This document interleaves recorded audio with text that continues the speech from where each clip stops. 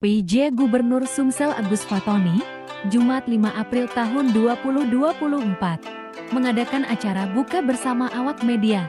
Acara yang turut menggandeng Pusri dan Bank Sumsel Bible Inj dilakukan di Hotel Novotel Palembang. Menurut Agus Fatoni, kegiatan ini merupakan rangkaian safari Ramadan yang dilaksanakan Pemprov Sumsel. Adapun untuk persiapan menghadapi Idul Fitri 1445 hari ini, dikatakan Agus Fatoni, Pemprov Sumsel sudah membuka posko pengamanan bekerja sama dengan pihak terkait.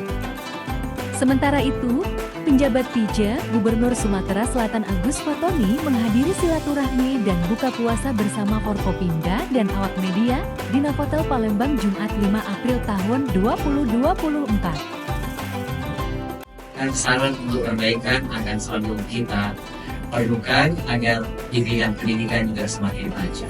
Begitu juga di bidang-bidang lain, kita berusaha mendengar, kita juga berusaha untuk terus mencari. Di depan awak media yang berasal dari media cetak, online dan sosial, Fatoni menjelaskan acara ini sengaja diadakan sebagai ajang silaturahmi, komunikasi, agar bisa saling mempererat dan berdiskusi banyak hal.